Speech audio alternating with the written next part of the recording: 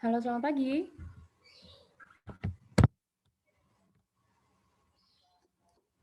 Halo, ini udah kumpul ya semua teman-teman?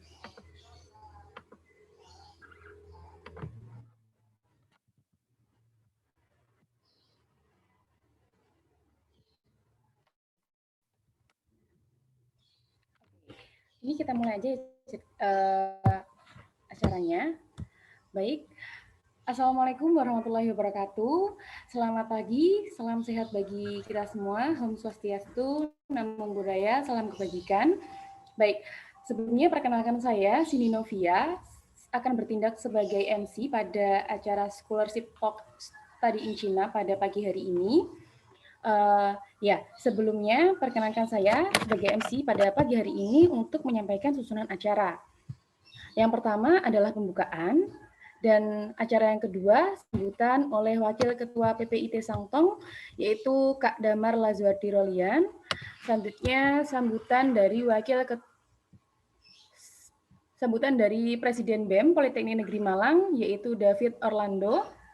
Ketiga adalah sambutan dari dosen pembina kemahasiswaan DPK BEM Politeknik Negeri Malang. Dan yang keempat, sambutan dari pembantu direktur 3 bidang kemahasiswaan Politeknik Negeri Malang. Acara selanjutnya akan dibawakan oleh moderator, yaitu Muhammad Dito Afrizal, dan acara yang inti akan dipandu oleh moderator. Yang selanjutnya ada sesi tanya-jawab, foto bersama, dan penutupan. Baik, tanpa mengurangi waktu lagi, acara pada hari ini kita buka dengan ucapan Bismillahirrahmanirrahim. Semoga acara hari ini bisa menimbulkan manfaat yang sebanyak-banyaknya untuk teman-teman semua. Untuk selanjutnya adalah sambutan dari Wakil Ketua PPIT Sangtong, yaitu Kak Damar Lazuardi Rolian. Kepada beliau, waktu dan tempat kami persilahkan.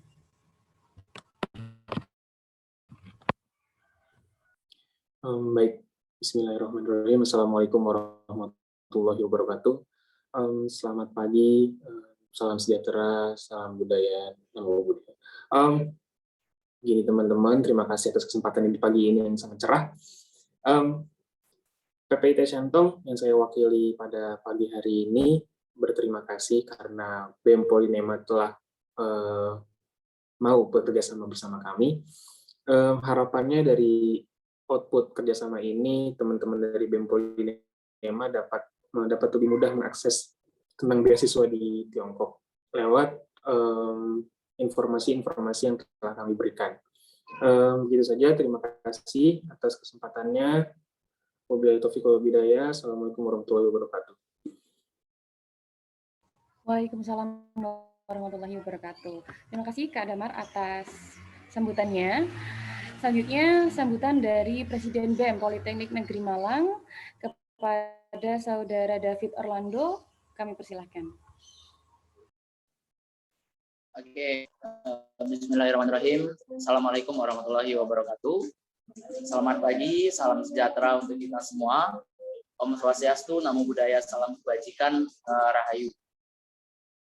Terima kasih sebelumnya yang terhormat Bapak Armin Naibaho selaku dosen pembina kemahasiswaan, yang terhormat Mas Damar selaku wakil PPIT Sandong, terusnya Mbak yang menjadi pengurus PPIT. Sebelumnya saya mewakili teman-teman mahasiswa Polinema mengucapkan terima kasih atas kerjasama yang sangat luar biasa ini, kerjasama yang menurut tim kita sangat bermanfaat untuk mahasiswa Polinema khusus maupun mahasiswa dari non Polinema, karena ini pun juga diadakan di kampus-kampus lainnya. Nah, sangat istimewa sekali, sangat berbangga sekali kami selaku mahasiswa Polinema itu mendapatkan kesempatan Mas Mbak dari atau abang-abang kakak-kakak dari PPIT Sangtong University berkenan untuk mengajak kerjasama kita, karena selama ini di Polema sendiri kita ada program double degree, dan mungkin ini salah satu jalan dari teman-teman untuk bisa mengetahui lebih lanjut bagaimana Sangtong University ini, seperti itu. Mungkin saya mewakili juga mohon maaf apabila dari ruang saya ini kurang maksimal maupun dari perencanaan ini juga kurang maksimal. Namun harapan kita semua kegiatan ini menuai kebermanfaatan untuk kita semua. Besar harapan kami kegiatan ini tidak hanya berakhir dari webinar ini atau seminar ini, tetapi juga kita bisa lanjutkan dengan kegiatan-kegiatan lainnya, kegiatan-kegiatan yang bermanfaat untuk mahasiswa Polinema maupun untuk mahasiswa dari universitas yang ada di Indonesia lainnya, seperti itu. Mungkin itu saja yang bisa saya sampaikan. Sekali lagi saya mengucapkan terima kasih kepada PPIT Sandong atas kesempatan yang sangat luar biasa, kerjasama yang sangat luar biasa. Semoga ini awal dari kerjasama kita ke depannya. Mungkin itu saja yang bisa saya sampaikan. Terima kasih. Assalamualaikum warahmatullahi wabarakatuh. Selamat pagi, salam sejahtera untuk kita semua. Waalaikumsalam warahmatullahi wabarakatuh. Terima kasih Ketua BEM, Presiden BEM Politeknik Negeri Malang. Dan selanjutnya sambutan dari dosen pembina kemahasiswaan atau DPK BEM Politeknik Negeri Malang kepada Dr. Andes Armin Naibahu STMT. Kepada beliau waktu dan tempat kami persilakan. Terima kasih. Selamat pagi. Selamat pagi buat adik-adik yang dimanapun berada. Salam dari Malang. Tetap kita sehat dalam keadaan baik-baik saja sampai sekarang walaupun situasi COVID. Yang terhormat Bapak Pembantu Direktur 3, mudah-mudahan bisa bergabung dengan kita karena beliau juga ada di link sebelah. Pada kesempatan pagi ini kami juga ada studi banding dengan Politeknik Negeri Sriwijaya. Jadi harap dimaklumi, tapi Bapak Pembantu Direktur 3 kami mungkin akan berusaha link di dua link hadir. Seperti yang disampaikan Presiden BEM tadi, kami sangat berterima kasih kepada Mas Damar sebagai pengurus PPIT Sandong. Kebetulan saya ngajar di jurusan teknik sipil. Dari jurusan teknik sipil banyak juga angkatan tahun ini ada 5 orang ke Sandong, double degree ke Sandong. Kita banyak berterima kasih dan nanti kerjasama ini ditingkatkan lagi sehingga semakin banyak dari Politeknik Negeri Malang yang hanya 2 tahun kuliah di Malang dan 2 tahun berikutnya langsung ke Sandong. Nanti tentunya kita bisa banyak bercerita, bisa banyak memberikan masukan sama adik-adik kami, bagaimana caranya, apa yang diperlukan sehingga semakin banyak nanti dari Politeknik kita diterima kerjasamanya ini dengan Sandong. Itu yang bisa kami sampaikan. Tentunya kami akan selalu mensupport adik-adik kami dalam kegiatan ini. Nanti akan dibuka langsung Bapak Pembantu Direktur 3, Pak Anggit. Itu yang bisa saya sampaikan. Kurang lebihnya mohon maaf. Saya kembalikan ke moderator. Terima kasih. Selamat pagi. Terima kasih Bapak atas sambutannya. Selamat pagi. Ya, baik. Untuk pembukaan acara secara resmi dan juga sambutan selanjutnya yaitu sambutan dari Pembantu Direktur 3 Bidang Kemahasiswaan Politeknik Negeri Malang kepada Dr. Anggit Murdani, STM Engineering, kami persilakan.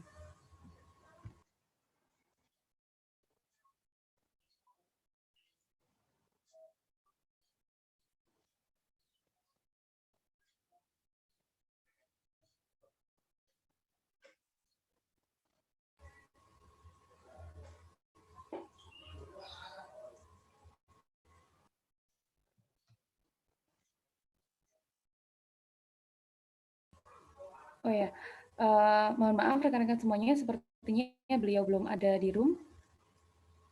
Bapak Armin, kami mohon untuk mewakili Bapak Anggit Murdani untuk pembukaan acara secara resmi. Kepada Bapak Armin, kami persilakan. Oke, terima kasih. Dengan mengucapkan puji syukur kepada Tuhan Yang Maha Esa, kegiatan kita di pagi hari ini kegiatan diskusi antara rekan-rekan adik-adik dari Politeknik Negeri Malang dengan pengurus PPIT Sandong secara resmi kami buka, dan nanti mudah-mudahan komunikasi ini tetap berlanjut dan kita akan semakin intens untuk pertemuan-pertemuan diskusi selanjutnya. Terima kasih. Amin, amin ya rabbal alamin. Terima kasih Bapak Amin. Ya, selanjutnya adalah acara yang kita tunggu, acara terpenting pada hari ini, yaitu acara inti Scholarship Talk yang nanti kita isinya akan sharing dan akan dipandu oleh moderator kita. Moderator kita ini adalah BEM PSDM dari Polinema, yaitu Muhammad Dito Afrizal dari Prodi Bahasa Inggris Fakultas Administrasi Niaga, Angkatan 2020. Untuk itu, kepada Saudari Muhammad Dito Afrizal, waktu dan tempat, kami persilakan. Oke, baik. Terima kasih, Kak Cindy. Nah, tadi juga sebelumnya sudah diperkenalkan ya sama Kak Cindy, siapa saya di sini. Nah, jadi di sini saya perkenalan lagi. Jadi nama saya di sini Muhammad Dito Afrizal, dari D3 Bahasa Inggris Polinema yang akan menemani teman-teman semua di sini sebagai moderator. Oke, langsung saja kita memasuki sesi yang sudah ditunggu-tunggu nih sama teman-teman. Pasti udah nggak sabar ingin mendengarkan mengenai sharing maupun diskusi tentang beasiswa di Tiongkok. Nah, sebelum memulai, sini saya ngingetin lagi sama teman-teman, kalau nanti sesi tanya-jawab ini akan dilaksanakan setelah 3 pemaparan dari 3 pemateri kita. Jadi untuk teman-teman pertanyaannya bisa di-keep dulu atau disimpan. Nah, nanti ketika sudah memasuki sesi tanya jawab, teman-teman bisa menggunakan fitur raise hand ataupun langsung bertanya di kolom chat. Nah, pada kali ini kita ditemani oleh kakak-kakak yang luar biasa ini. Kakak-kakak dari alumni Polinema. Baik, yang pertama kepada Kak Naila Adiba. Halo, Kak. Halo, selamat pagi. Pagi. Gimana, Kak, kabarnya? Alhamdulillah baik. Gimana Dito kabarnya? Alhamdulillah baik juga.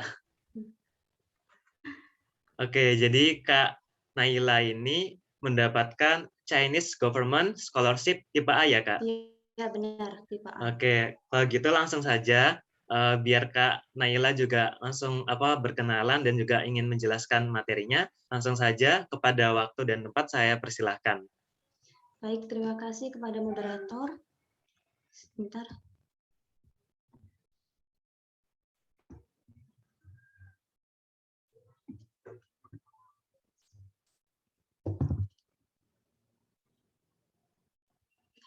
Sebelumnya, terima kasih banyak kepada Pak Armin karena telah meluangkan waktunya untuk bergabung pada acara pagi hari ini di Scholarship Talk. Baik, langsung saja. Jadi pada pagi hari ini saya akan sharing tentang study in China on Chinese Government Scholarship. Perkenalkan, nama saya Naila Adiba, biasa dipanggil Naila.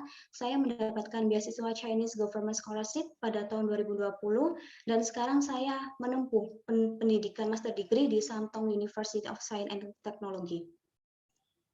Kemudian kalau ada yang tanya, Chinese Government Scholarship itu apa? Chinese Government Scholarship itu kalau di Indonesia itu seperti LPDP, yaitu beasiswa kedutaan China. Kalau LPDP kan kedutaan Indonesia, seperti itu. Ini merupakan CV singkat saya. Jadi pada tahun 2016 hingga 2020 saya menempuh S1 saya atau diploma saya di Politeknik Negeri Malang, jurusan D4 Teknik Kimia Industri. Kemudian pada tahun 2020 hingga 2023 nanti saya menempuh master degree saya di Shandong University of Science and Technology, jurusannya S2 Teknik Kimia. Kemudian untuk beberapa achievement saya ini saya dapatkan selama saya di Politeknik Negeri Malang, mulai dari PKM, lomba nasional dan internasional. Untuk organization experiences ini, saya mengikuti beberapa organisasi di Politeknik Negeri Malang dan juga komunitas di luar Politeknik Negeri Malang. Ya, langsung saja masuk ke time schedule-nya. Untuk Chinese Government Scholarship ini, apply-nya atau daftarnya itu pada Januari hingga Februari. Jadi Januari hingga Februari ini kita daftar online. Untuk linknya atau webnya nanti saya paparkan di bawah. Kemudian April ini China Embassy itu akan mengirim dokumen teman-teman ke China Scholarship. Untuk Juli hingga Agustus itu merupakan result-nya. Jadi untuk teman-teman yang lolos, teman-teman akan mendapatkan email langsung dari kampusnya, dan apabila teman-teman belum lolos, teman-teman tidak akan mendapatkan notifikasi apapun. Jadi nggak enaknya di sini, kayak digantung gitu. Terus September kelasnya dimulai. Jadi sebelum September ini teman-teman akan dikirim oleh pihak kampus timetable, jadi jadwalnya teman-teman. Terus kalau saya S2 saya langsung dipilihkan supervisornya seperti itu. Kemudian ini salah satu web yang penting yaitu https://campuschina.org. Jadi di sini kita bisa tahu nih scholarship apa aja yang di China. Jadi di China itu scholarship-nya itu ada banyak, nggak cuma CGS tadi, nggak cuma Chinese Government Scholarship. Di sini ada Chinese Government Scholarship, Local Government Scholarship, dan lain-lain, masih banyak lagi. Apabila kita klik yang Chinese Government Scholarship, maka munculnya juga banyak. Nggak cuma yang CSC tadi, ada Introduction of Chinese Government Scholarship, terus yang bilateral program, dan masih banyak lagi. Ini belum yang lain-lain, jadi teman-teman bisa coba nih. Terus ini contoh yang local government scholarship. Jadi biasanya kalau yang local government scholarship ini beasiswa kampus. Di sini ada China University Beijing Government Scholarship, ada yang Shanghai, dan lain-lain. Jadi nggak cuma yang CGS tadi. Kemudian ini salah satu web yang penting, karena di web ini kita bisa tahu apa sih CGS itu, terus gimana cara apply-nya, kampusnya yang terdaftar itu apa aja, dan semuanya itu ada di sini. Jadi di web yang www.Chinese Scholarship Council ini, ada general procedure to apply. Jadi kalian nggak bingung gimana cara apply-nya. Bahkan di step ini pun ada langsung nge-link ke pertanyaan kalian dan gimana cara apply-nya, itu langsung dipaparkan langsung, ada YouTube-nya. Jadi kalau kalian kurang jelas baca, kalian bisa langsung klik YouTube-nya ini. Jadi ini mulai prosedur awal, yang pertama ya, itu cari good university sesuai major kalian. Terus university-nya apa aja sih yang di China itu, kalian bisa langsung klik yang ini, subject ini. Jadi kalian bisa tahu listnya university yang sesuai dengan major kalian. Kemudian kalau kalian bingung, kalian bisa klik yang videonya ini. Jadi langsung nge-link gitu. Nah, di web ini juga ada 279 universitas Cina yang tergabung, yang dapat dilingkan dengan beasiswa yang di Cina. Jadi kalian nggak bingung universitas apa aja, misalnya universitas yang Anhui University ini, nanti kalian bisa tahu major-majornya juga. Ya, kemudian kalau kalian langsung cari berdasarkan major, mau cari universitas itu berdasarkan major kalian, di web ini juga tersedia. Jadi ada top universities for major kalian apa. Kalau geologi berarti ada beberapa universitas yang direkomendasikan. Gitu, jadi kalian nggak bingung-bingung. Ya, terus di sini juga ada list of document for Chinese government scholarship.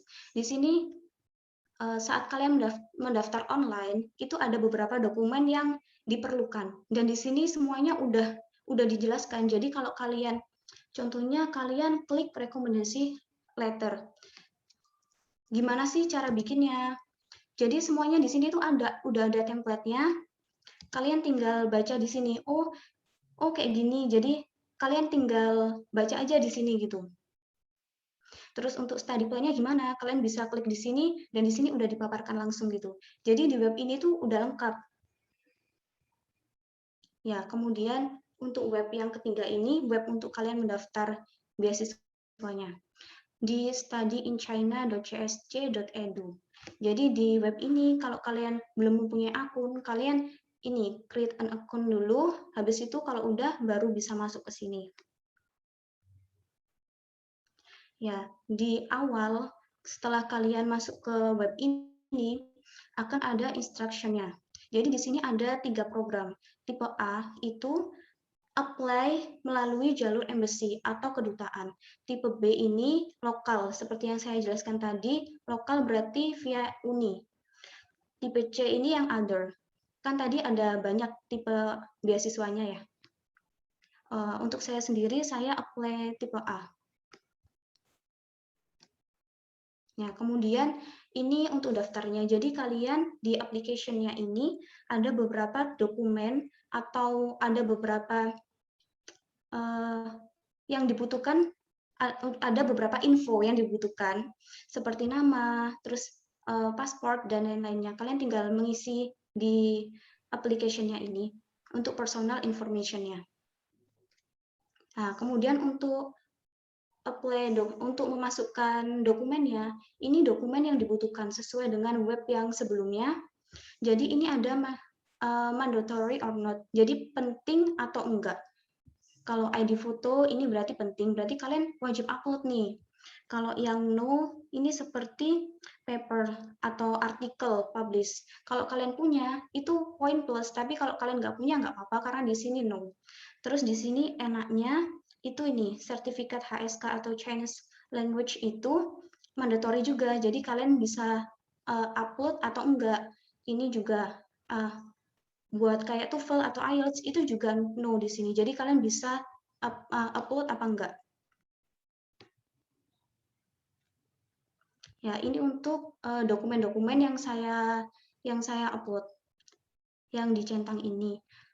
Dan saya memasukkan other dokumen-dokumen lain seperti sertifikat lomba nasional internasional, PKM, seperti itu saya memasukkan di sini. Untuk HSK ataupun TOEFL IELTS saya tidak memasukkan karena saat itu saya belum mempunyai. Ini merupakan surat rekomendasi yang saya upload.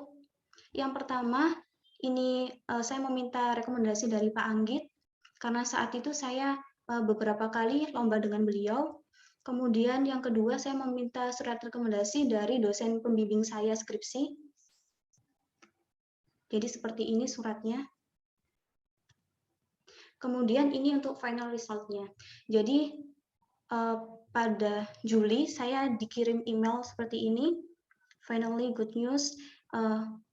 Bila saya diterima dan saya dikirim admission letter-nya seperti ini. Jadi di sini saya ada ini yang dicentang, saya mendapatkan full scholarship, dan untuk durasinya dari 2020 bulan 9 hingga 2023 bulan 7. Ini untuk teaching method-nya, karena saya belum pernah ke Cina, karena saya baru kuliah tahun kemarin, jadi saya online. Jadi seperti ini. Kalau China guru itu kan Loshe. Saat Loshe-nya nerangin, ini kita pakai Dingtalk. Ini Dingtalk itu kayak Zoom. Jadi Loshe-nya nerangin, terus ada PPT-nya, terus nanti sama Loshe-nya ditanya, Naila jawab soal nomor 1, terus jadi saya jawab gitu.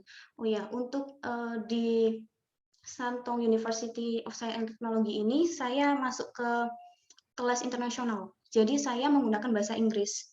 Tetapi saya memiliki mata kuliah bahasa Cina. Seperti itu.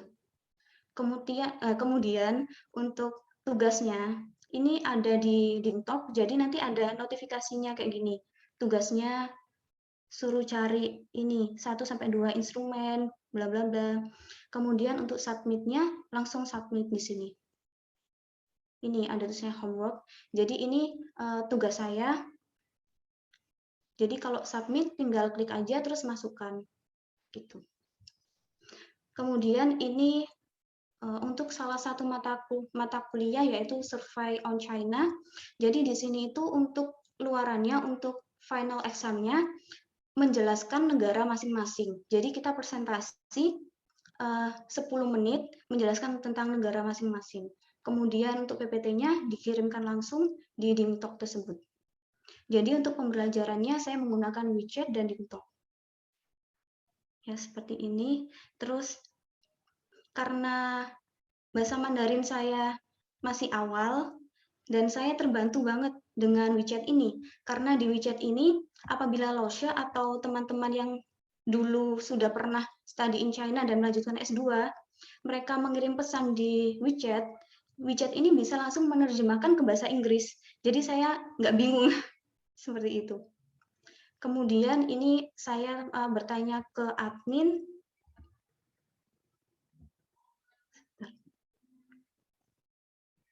Ini. Jadi untuk mahasiswa S2 CSC yang daftar ke universitas saya itu sebanyak 300 orang dan yang diterima untuk S2-nya itu 20 orang pada tahun 2020. Ya, kemudian untuk beasiswa CGS ini setiap tahunnya itu kita harus mengisi ini annual review. Jadi kita dipantau gitu, kayak setahun ini kita ngapain. Jadi kita di sini nulis mematuhi peraturannya kayak gimana. Karena saya selalu mengusahakan untuk masuk kelas walaupun seperti Zoom ya. Saya selalu mengusahakan masuk kelas itu on time. Jadi saya tulis di sini kalau saya tidak pernah bolos, saya on time. Seperti itu. Terus ini aktivitasnya gimana? Aktivitas yang saya kayak seperti organisasi atau lomba itu seperti apa, saya jabarkan semua di sini.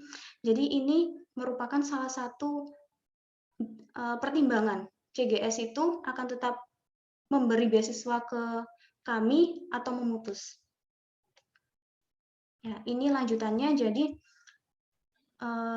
sebelumnya saya tidak tahu apabila ada annual review ini dan ada beberapa lomba di China yang sebaiknya mahasiswa CGS itu mengikuti. Jadi di sini saya masih kosong, tetapi untungnya untuk kegiatan atau aktivitas di Indonesia atau di Malang, karena saya di Malang, ini saya mengikuti beberapa aktivitas. Jadi di sini saya cantumkan hingga bisa menjadi pertimbangan. Tetapi aktivitas di sini atau kegiatan di sini harus ada sertifikatnya. Seperti itu. Ya, semenjak saya mengetahui apabila lomba itu memiliki dipertimbangkan di CGS ini, saya memulai ikut lomba. Jadi yang pertama ini ada lomba fotografi dan alhamdulillahnya saya dapat juara 3. Jadi sertifikatnya ini bisa saya upload buat semester ke depan apabila sudah waktunya mengisi annual review ini. Untuk selanjutnya saya mencoba mengikuti beberapa lomba yang lainnya. Ini salah satu lomba yang direkomendasikan oleh dosen saya, yaitu lomba membuat video. Jadi di sini saya menggambar dan membacakan puisi. Seperti itu, menggunakan bahasa Cina. Oke, sekian dari saya.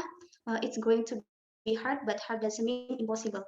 Jadi sesulit apapun, sesusah apapun, kita bisa apabila kita berusaha melakukannya. Terima kasih. Baik, terima kasih Kak Naila karena tadi sudah menyampaikan mengenai Chinese Government Scholarship, kemudian dari beberapa jenis scholarship lainnya, ada time schedule, ada jadwalnya, kemudian cara apply-nya, kemudian walaupun misal kita belum terlalu pandai dalam bahasa Mandarin sendiri, ada beberapa bahasa Inggris yang dapat memudahkan untuk berkomunikasi. Kemudian juga kita tidak hanya harus pintar di bidang akademik, namun juga kita harus aktif di berbagai kegiatan lainnya seperti itu. Baik, terima kasih Kak Naila. Kemudian selanjutnya, materi selanjutnya akan disampaikan oleh Kak Indira Inastitinur. Halo Kak.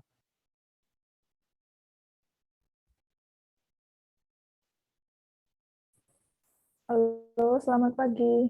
Suaraku kedengaran ya? Kedengaran ya? Iya, Oke. kedengaran kok. Ya. Bagaimana Kak kabarnya? Alhamdulillah baik. Itu gimana kabarnya? Alhamdulillah baik juga. Nah, jadi Kak Indira ini mendapatkan Local Government Scholarship di Shandong University of Science and Technology ya Kak? Iya, benar sekali. Oke, kalau gitu langsung saja ya. Waktu dan tempat saya persilahkan. Oke. Saya mau izin share screen dulu ya.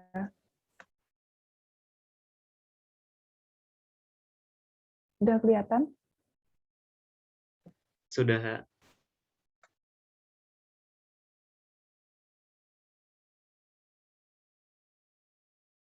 Oke. Assalamualaikum warahmatullahi wabarakatuh. Selamat pagi semuanya, salam sejahtera untuk kita semua. Perkenalkan, nama saya Indira Inastitinur. Dan dalam kesempatan kali ini, saya ingin memaparkan tentang Scholarship Talk Study in China. Pertama, perkenalan dulu kali ya. Nama saya Irena Siti Nur. Saya juga alumni dari Politeknik Negeri Malang. Tahun 2017 saya masuk Politeknik Negeri Malang, jurusannya D4 Teknologi Kimia Industri. Lalu pada tahun 2019 saya berkesempatan mengikuti program double degree antara Politeknik Negeri Malang dan Shantung University of Science and Technology. Dan alhamdulillah kemarin saya sudah lulus dari S1 dan melanjutkan S2 sama di Shantung University of Science and Technology. Jurusannya tetap teknik kimia, tapi sekarang saya lebih fokus ngambil research di membrane technology in water treatment and membrane preparation. Nah, lalu pada kesempatan hari ini, saya ingin menjelaskan tentang tips bagaimana sih menentukan jurusan dan kampus di China, cara menghubungi profesor, dan cara menulis proposal yang baik. Oke, yang pertama, tips menentukan jurusan dan kampus. Untuk yang pertama, kita menentukan jurusan dulu kali ya. Yang pertama itu kayak kenali diri sendiri. Kamu tuh minat belajarnya tuh di apa. Kalau misal kuliah nih S1, misal kalau aku kan jurusan teknik kimia, di teknik kimia itu kan banyak kan matkulnya, itu aku senangnya itu belajarnya itu apa, kayak gitu. Nanti itu tuh bisa disesuaikan sama jurusan kita untuk ngambil S2. Apakah kita mau melanjutkan jurusan yang linear dengan S1, ataukah kita mau kayak alih jurusan, itu juga bisa sih. Terus lalu ekspektasi karir. Ekspektasi karir ini maksudnya kayak setelah lulus nih kira-kira aku mau jadi apa ya? Kalau misal aku ngambil jurusan ini, kira-kira apa ya nanti ekspektasi karir yang aku pengenin itu kayak gimana? Lalu yang kedua itu perbanyak mencari informasi.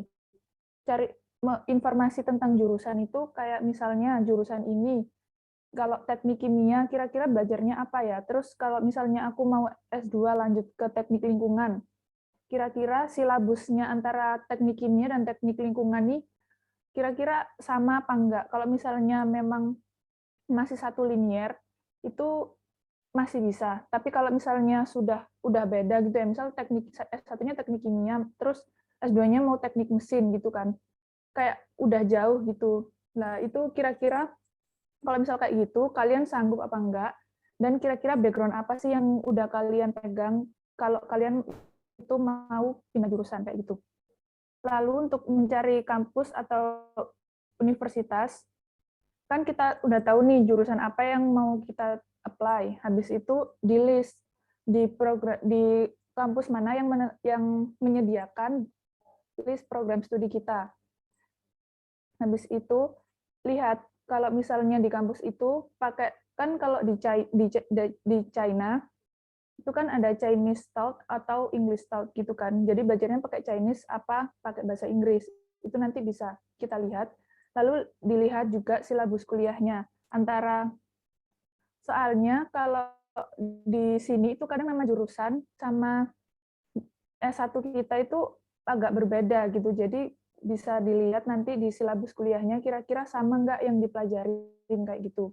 Lalu disesuaikan juga sama minat penelitian dan profesor. Jadi di setiap kampus nanti itu setiap profesor itu mempunyai kayak lab-lab sendiri gitu. Jadi itu nanti kan kita udah tahu jurusan apa, dan kalau S2 itu kita itu kalau teknik kimia gitu kan, misalnya itu ada beberapa research itu lebih mendalam kayak gitu. Misal aku di membran, nanti itu juga ada lagi yang namanya kayak misal research-nya tentang spiration atau tentang energi kayak gitu. Jadi nanti bisa disesuaikan dengan minat penelitian dan profesornya. Nah, ini ada caranya.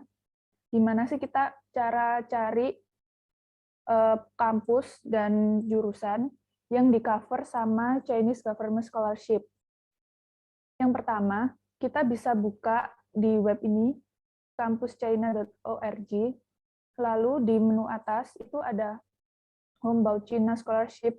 Terus kita klik yang ini, Universities and Programs. Nah, nanti itu dibagi dua kan, ada yang mencari university berdasarkan region atau daerah, atau yang berdasarkan kategori dan programs. Oke, langsung aja ya, ini contohnya itu kayak gini. Ini yang pertama, University and Region. Nanti di sebelah sini, itu ada provinsi, itu kita bisa klik kira-kira kita mau di provinsi mana, misal di Shandong.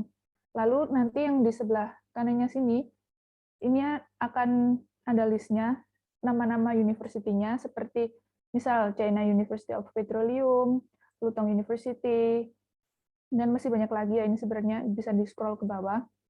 Lalu misal kita klik yang Shandong University, nanti bakalan muncul di program ini apa aja sih nanti jurusan yang ada di Shandong University yang di cover sama Chinese Government Scholarship, terus ada durasinya. Durasinya itu kalau di China rata-rata S2-nya itu 3 tahun ya.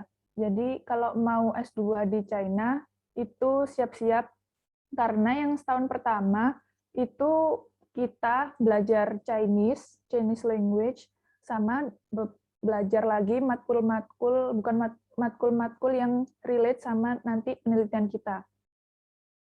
Nah, terus di sini bisa dilihat juga instruction language-nya itu pakai English apa Chinese. Jadi kita bisa milih, kalau misal teman-teman nih Chinese-nya udah expert gitu kan, nggak apa-apa, milih Chinese nggak apa-apa. Lalu di sini ada informasi tuition fee-nya, tapi kan kalau beasiswa biasanya di cover ya, jadi nggak usah khawatir. Lalu yang kedua, ini ada University and Program. Kalau University and Program ini, kita jadi lebih lingkup ruangnya itu lebih spesifik lagi. Misal di sini kan ada degree. Ini kita bisa nulis, bisa cari itu maunya kita yang S1, S2, apa S3. So kalau di sini terus S2, terus instruction language-nya kita mau apa nih, English apa Chinese. Lalu di provinsi, ini provinsi mana kita kira-kira pengennya di mana, lalu university. Biasanya kalau university kan kita masih nggak tahu kan ya mau di university apa, itu juga soalnya nggak apa-apa, langsung kita klik aja ini, di search, nanti bakalan keluar kayak gini. Kampus-kampus apa aja yang menyediakan program yang kita tuju, sama durasinya berapa tahun, dan instruction language-nya ini apa, kayak gitu. Nah, lalu tadi kan udah sempat aku singgung ya, kalau misalnya cari university itu, kita perlu lihat silabusnya university-nya itu kayak gimana, minat penelitiannya seperti apa, dan dan juga cara mencari itu ya, apa namanya, dosennya gimana. Nah, ini pertama, kita misal, kan tadi udah milih tuh universitas sama jurusan yang dari slide selanjutnya seperti ini. Misal kita milih yang China University of Petroleum. Lalu kita bisa buka, type di Google aja China University of Petroleum.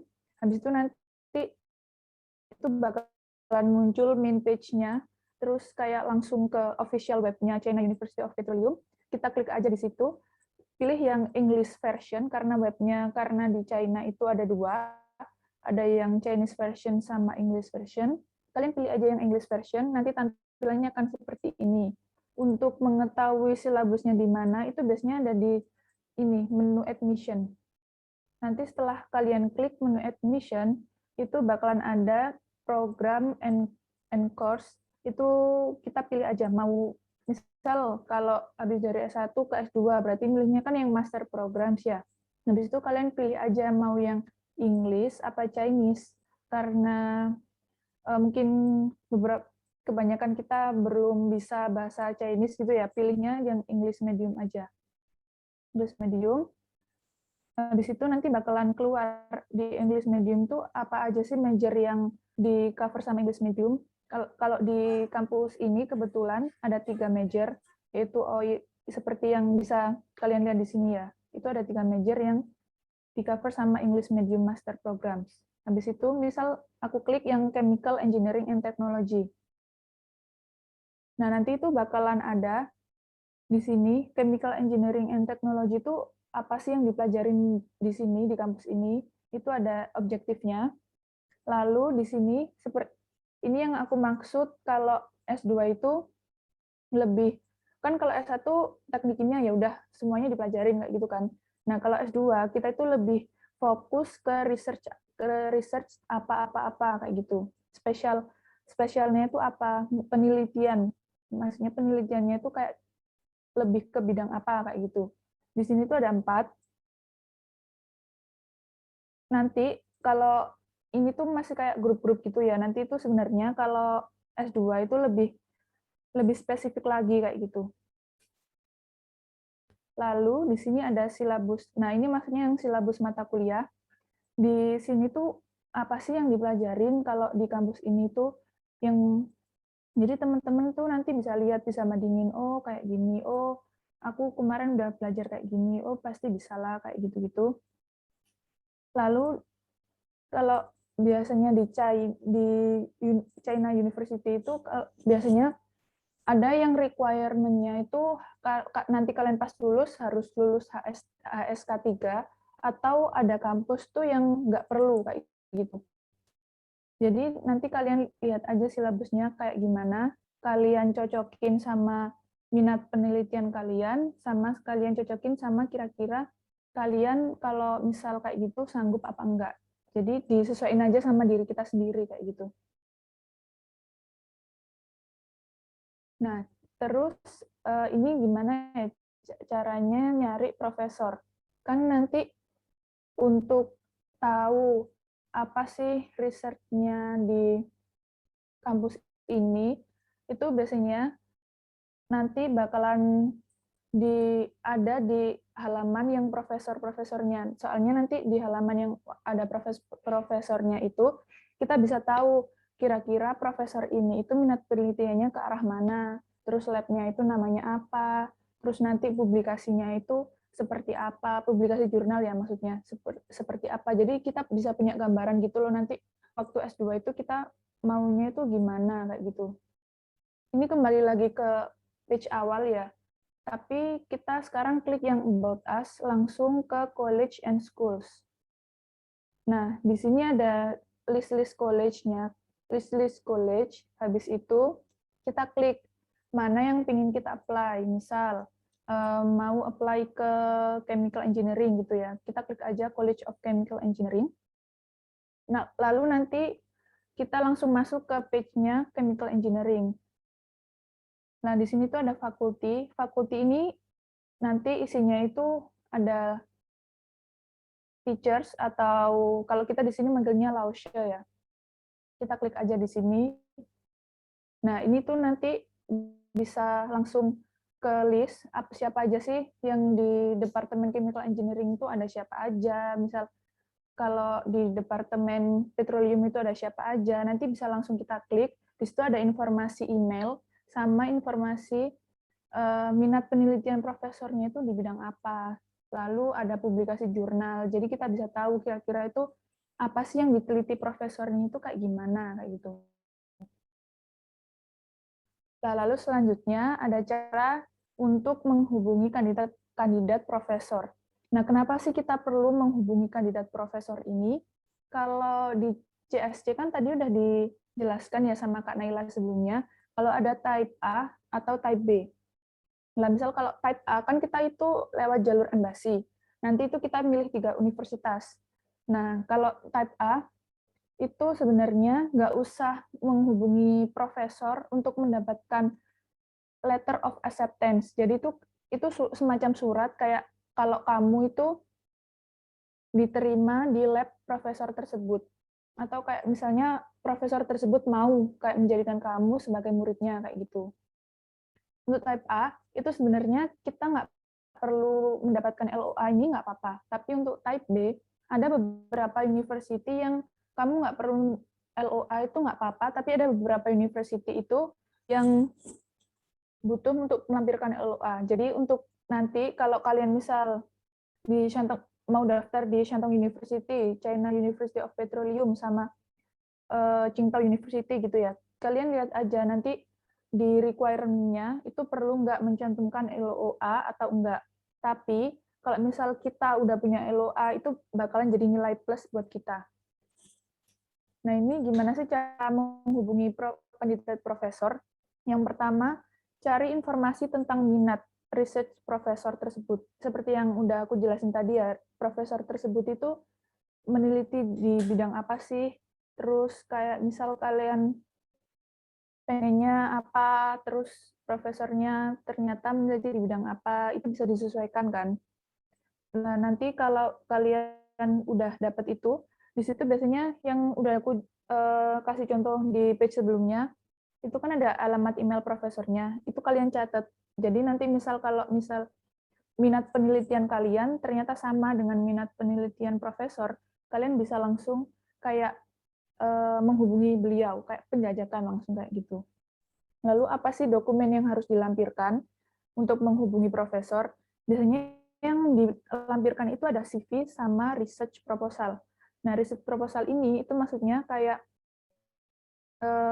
proposal kalian itu mau meneliti apa. Kalau kalau di S1 itu kayak apa ya? Bab 1 sampai bab 2-nya gitu loh, sampai cara-cara kita melakukan penelitian kayak gitu. Nggak harus sampai hasilnya, nggak harus kayak gitu. Lalu yang ketiga, perhatikan timing balasan dan deadline beasiswa. Nah, misal kalian kalau CGS kan daftarnya Januari, Februari, terus Maret sama Maret gitu kan. Kalian email Januari awal, habis itu 2 minggu nggak dibales. Kalian coba hubungi lagi profesor yang lainnya. Soalnya kalau misal kalian cuma nunggu satu profesor itu, nanti takutnya waktu deadline beasiswanya udah harus disubmit, itu apa ya, nggak nutut gitu waktunya. Jadi kalau misal emang sama profesornya tersebut nggak dibales lama, itu kalian bisa cari profesor lain kayak gitu. Terus yang keempat, ini karena menghubungi profesor itu emang gampang-gampang susah, kalian harus sabar dan cek email kalian itu secara berkala. Soalnya kan profesor kan sibuk ya, jadi kadang beliau itu nggak sempet gitu loh ngecek email, habis itu nggak sempet buka, atau kalau nggak gitu nggak sempet bales kayak gitu. Jadi misal kalian di lab tersebut udah penuh nih studentnya, kalian nggak bisa masuk ke lab itu, biasanya itu ada profesor yang ngebales kalau maaf ya, kayak student di tempat saya itu udah penuh, jadi kamu nggak bisa masuk di lab saya kayak gitu. Atau ada beberapa profesor tuh ya udah nggak bales gitu. Jadi sesuaikan sama timingnya tadi juga. Lalu ini contoh template email profesor waktu saya nge-email kemarin ya.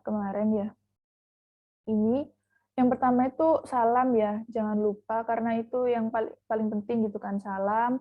Habis itu yang pertama itu apa, perkenalan kayak background pendidikan kita itu apa, habis itu kita dari mana kayak gitu. Terus yang kedua, kalian itu minat penelitian kalian itu sama profesornya itu kan harus sama ya. Jadi kayak sambung-sambungin aja gitu. Nanti waktu kalian buat research proposal bilang aja kalau misal aku tuh tertarik sama Anda itu karena saya membaca jurnal Anda itu saya tertarik gitu. Terus habis itu saya mendapatkan ide dari jurnal Anda, lalu saya tulis ke research proposal saya. Habis itu untuk sebenarnya kita perlu kayak menyebutkan kayak kita udah melakukan achievement apa yang udah kita dapat kayak gitu-gitu kan. Karena kalau ditulis di dalam email ini terlalu panjang, lah kita tulis aja jadi satu di CV kayak gitu. Lalu waktu itu karena di sini udah dapat transkrip ya, jadi saya attach juga degree sertifikat sama transkrip saya. Habis itu saya attach juga research proposal sama CV. Itu sih yang paling penting.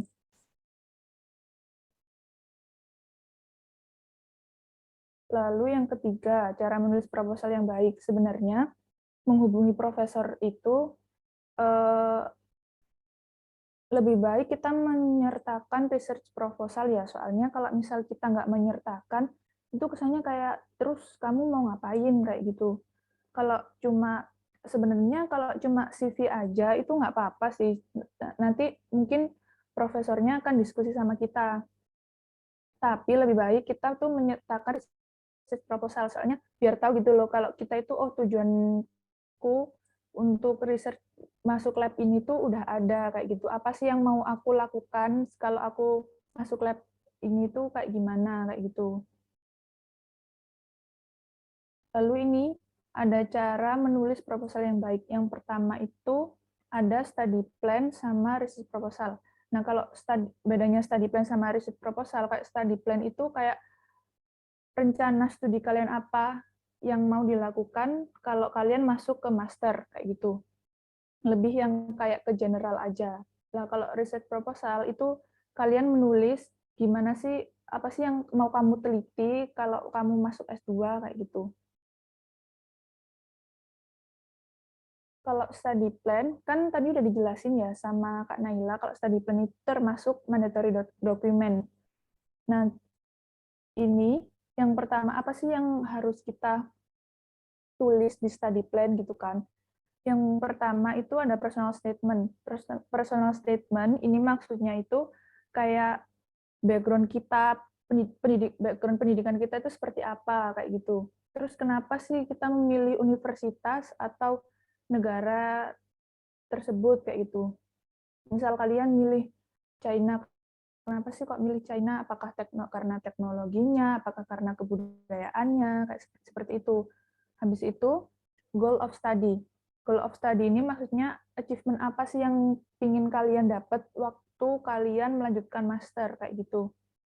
Lalu, di goal of study ini, kalian juga bisa menyertakan sedikit kayak research apa sih yang aku mau lakukan waktu nanti S2, dan kenapa sih aku memilih research tersebut, kayak gitu. Lalu yang ketiga, ada detail study plan. Detail study plan ini, apa aja yang mau dilakukan, ini mulai kayak apa aja yang mau dilakukan waktu nanti kuliah S2, kayak gitu. Kalau aku kemarin itu nulis kayak misal tahun pertama aku mau ngapain, tahun kedua aku mau ngapain, tahun ketiga aku mau ngapain. Misal tahun pertama, kalau di China kan tahun pertama itu kita isinya cuma kuliah kan. Jadi tahun pertama aku mau ngambil matkul apa nih? Kan aku tadi udah tahu kan silabusnya kampus yang mau aku tuju itu apa. Jadi tahun pertama aku mau ngambil matkul apa nih?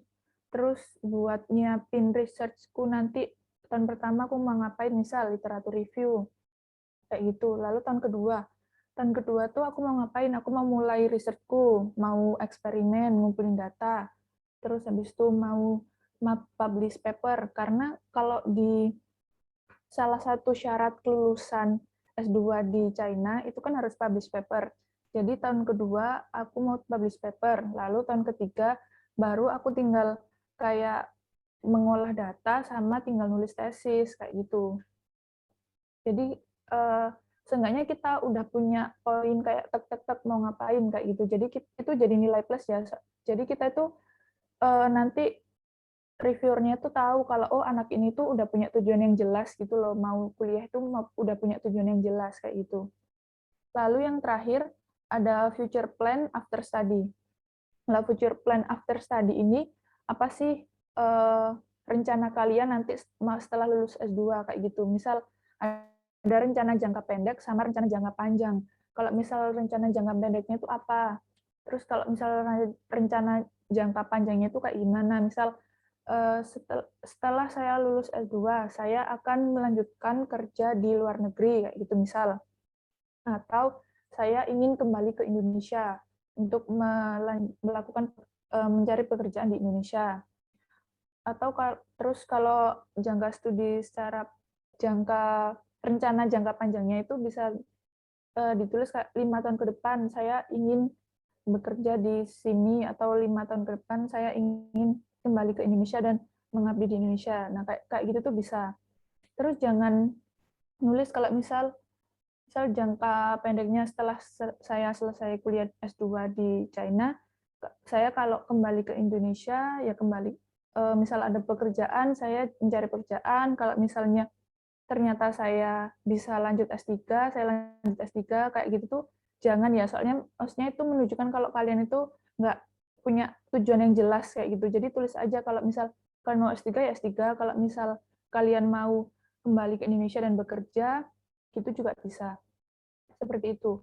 Nah, untuk contohnya study plan, tadi juga udah disinggung, bisa kalian lihat di www.chinesescholarshipcouncil.com. Di situ udah ada contohnya untuk study plan dan lain-lain. Nah, lalu untuk research proposal, ini not mandatory ya, tapi kalau misal kalian menyertakan ini bakal jadi nilai plus. Selain ini untuk dikirim ke profesor, kalau misal kalian belum punya profesor yang menerima kalian di lab, ini bisa kalian attach nanti di dokumen, di list dokumennya yang di CSC itu bisa di list yang di dokumen tambahan. Jadi kalian bisa menyertakan research proposal ini.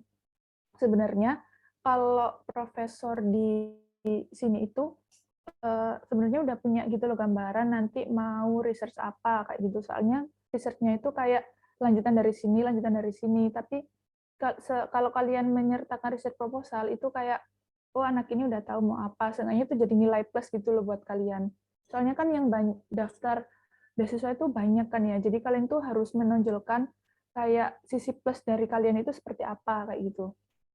Nah, apa aja sih isinya dari research proposal itu? Yang pertama itu dari research topik.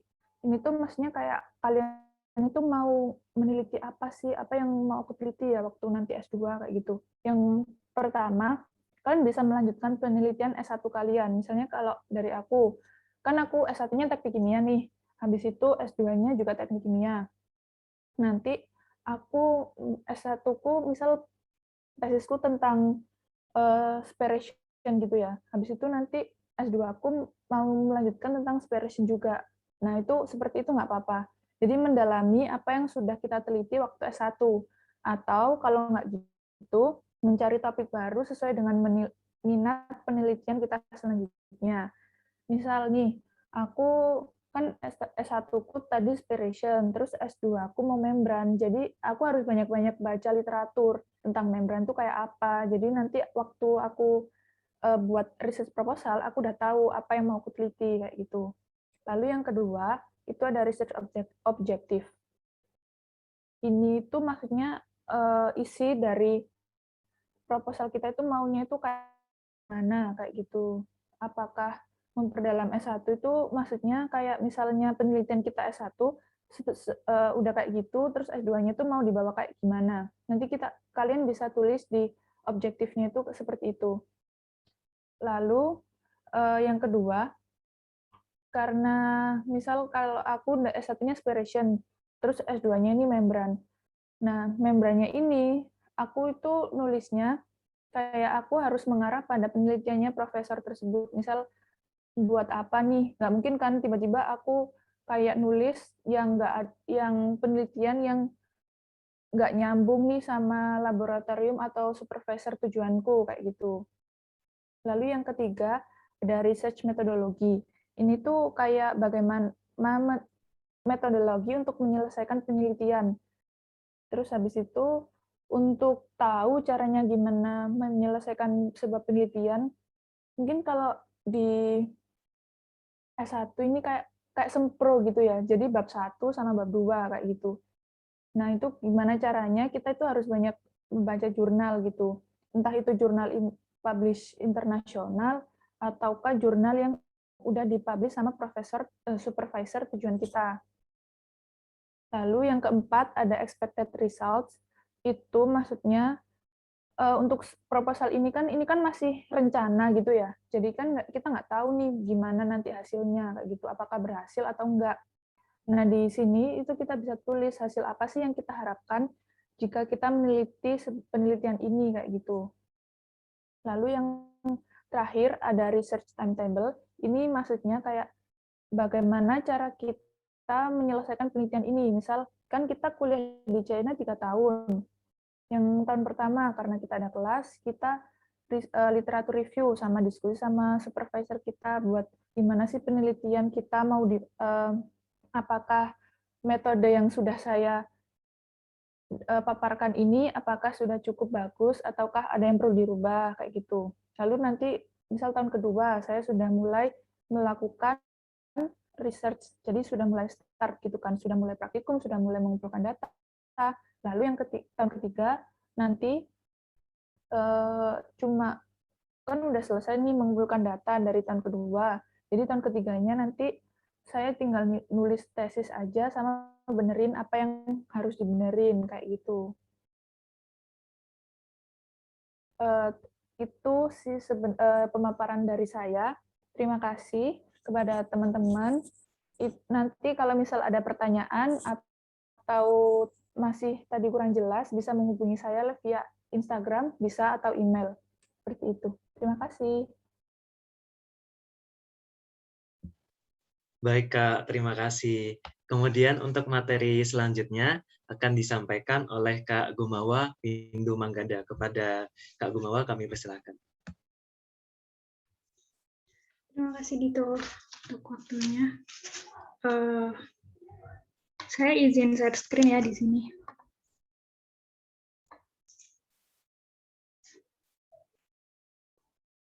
Untuk suara dan layarnya udah keluar kan ya? Sudah, Kak. Oke, terima kasih. Oke, baik. Saya langsung aja. Assalamualaikum warahmatullahi wabarakatuh. Perkenalkan, saya Gumawa Windu Manggada. Di sini saya merupakan master student yang sekarang sedang belajar di Santang University of Science and Technology, jurusan Chemical Engineering and Technology. Dan sebelum saya menempuh pendidikan saya di sini, saya menempuh pendidikan di Politeknik Negeri Malang dan Santang University of Science and Technology juga, dengan jurusan Teknologi Kimia Industri dan Chemical Engineering. Kemudian, oke, di sini kita main santai aja ya, karena dari tadi udah dijelasin sama Kanaila dan Indira tentang beasiswa dan gimana cara approach profesor dan lainnya. Di sini kita bakal membahas kenapa sih alasan studi kita studi ke Cina. Oke, yang pertama tentang beasiswa. Kan udah tahu kan tentang semua beasiswa yang ada di China.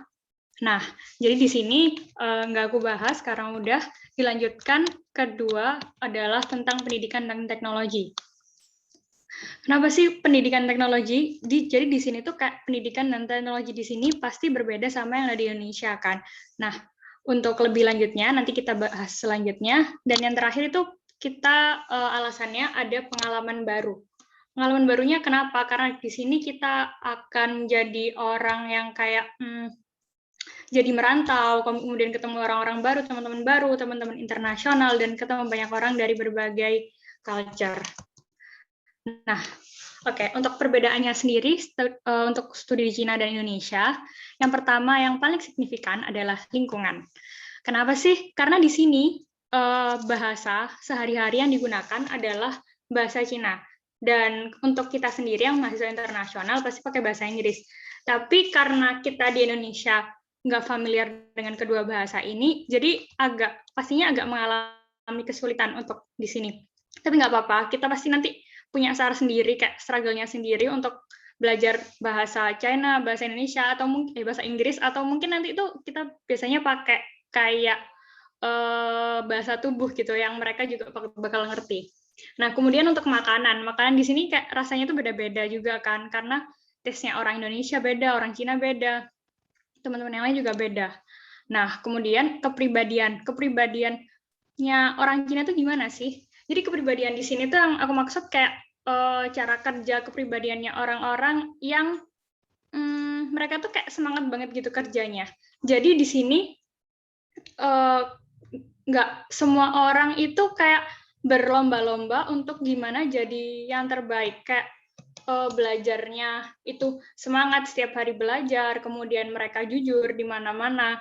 Kayak kalau kita maksudnya menempatkan sesuatu kayak kemana-mana itu kayak aman, kayak udah merasa safe gitu loh kalau di sini. Nah, selanjutnya ada musim. Karena di Indonesia kita punya 2 musim dan di sini ada 4 musim. Jadi di sini tuh kayak kerasa banget bedanya, terutama saat musim salju, musim dingin. Nah, kemudian ada sistem pembelajaran. Sistem pembelajarannya tuh bedanya ada di metode dan waktu perkuliahan. Kalau di sini itu, seperti yang saya bilang tadi, kalau waktu perkuliahannya itu dimulai dari jam 8 sampai jam 9 malam, maaf. Tapi ada kayak jeda-jedanya, ada istirahatnya. Tapi kalau di sini tuh kayak kuliah malam itu kayak udah hal yang biasa. Terus kayak liburnya juga tuh nggak sebanyak yang ada di Indonesia, karena di sini kan kayak nggak ada Idul Fitri, Idul Adha gitu, kayak kita nggak ada libur. Jadi berbeda banget di situ. Dan metodenya kalau di kampus saya, di sini tuh sistemnya itu 50 menit, 1 jam pelajaran itu 50 menit. Dan nanti ada 10 menit jeda, dilanjutkan lagi jam pelajaran kedua. Jadi kalau udah dirasa kayak udah capek, udah nggak fokus di 50 menit pertama, nanti kita akan ada jeda, jadi kayak bikin seger lagi untuk melanjutkan perkuliahan selanjutnya. Kemudian ada bobot penilaian. Bobot penilaiannya di sini tuh bedanya, kalau di Indonesia kan biasanya kita kebanyakan absen.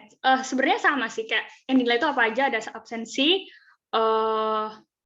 absensi atau kehadiran, terus tugas-tugas, dan eksam. Nah, tapi di sini tuh kebanyakan bobot tertingginya itu di eksam. Tugas akhir, ujian UAS gitu kan. Jadi kayak sebenarnya tergantung sama dosennya. Cuman kayak di sini tuh bobot penilaian di ujian akhir itu besar gitu. Dan di sini karena kepribadian orang-orang sini tuh kayak disiplin banget. Jadi di sini tuh kayak budaya jujur, budaya disiplin itu sangat nomor 1 gitu. Nah, kemudian untuk tugas laporan dan ujian akhir itu tadi, dan yang terakhir tentang magang dan internship. Nah, kalau magang internship itu biasanya kalau di jurusan saya, biasanya itu dia ada setiap tahunnya tuh kayak kita ada internship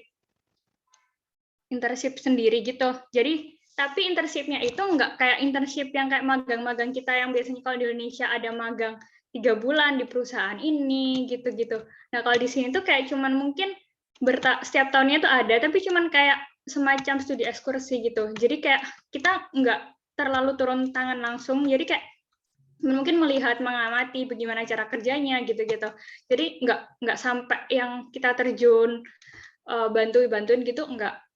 Nah, kemudian untuk fasilitas dan sarana-prasarana di sini tuh emang lebih lengkap, lebih maju, dan karena dana pendidikan yang dikasih pemerintah dan mungkin biaya kuliahnya juga lebih besar ya. Jadi fasilitas dan sarana-prasarananya itu mendukung banget. Nah, kemudian yang terakhir adalah dosen. Kenapa dosennya? Karena di sini itu kayak kebanyakan di negara-negara di luar negeri itu kayak kita tuh lebih diapresiasi dalam segala hal. Kayak misalnya kamu sedang disuruh melakukan penelitian ini, apa itu gitu ya. Nah, itu tuh kayak kelihatannya kita tuh kayak misalnya lama banget gitu ngerjainnya. Tapi dosen tuh tahu Kak, kalau kita tuh bekerja keras itu kayak oke, terima kasih ya gitu, good job gitu-gitu. Jadi kayak kita tuh kesannya kayak wah, lega ya, ternyata nggak dimarahin. Terus kayak mungkin kalau di kelas ditanyain sesuatu, kita itu bakal banyak diskusi gitu kan kalau di sini sama dosennya. Jadi bakalan kayak diskusinya tuh kayak gimana kalau menurut kamu? Kalau menurut kamu kalau diginin gimana gitu. Jadi kayak timbal baliknya itu kayak wah, kadang itu kayak awal-awal dulu aku sama teman-teman waktu kesini tuh jadi kayak kaget, oh gini ya. Padahal dulu tuh kebanyakan diem kan kalau mendengarkan, jadi mahasiswa yang baik. Tapi di sini tuh kayak oh ngobrol-ngobrol gitu. Nah, sama ada lagi di sini karena kan kita kesehariannya pakai bahasa Inggris untuk belajarnya. Jadi tuh kayak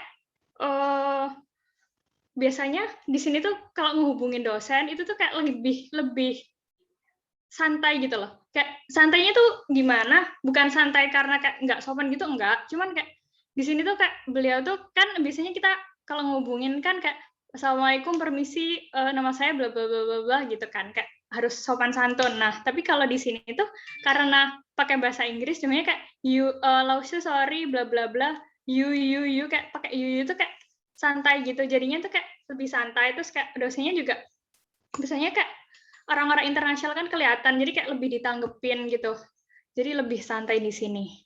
Oke, selanjutnya tentang kehidupan kampus nih. Jadi kehidupan kampus di sini itu kita semuanya ada kumpul sama mahasiswa teman-teman internasional. Jadi meskipun kayak kita berbeda major, nanti kita tetap jadi satu di College of International Office. Jadi kayak kemana-mana kalau misalnya ada acara itu kita bareng-bareng sama anak internasional yang lain dari berbagai negara. Jadi kita kayak kenal gimana orang Afrika, orang Timur Tengah, orang Asia itu kayak beda-beda gitu. Jadi kayak kita bisa mengenal satu sama lain sama mereka. Nah, dilanjut untuk sebagai student sendiri. Gimana sih kalau student di sini? Nah, ini tuh karena kita orang Indonesia nggak tahu, maksudnya belum familiar dengan bahasa China. Nah, di sini kita nanti akan ada belajar bahasa China sendiri, kayak ada kelas China sendiri.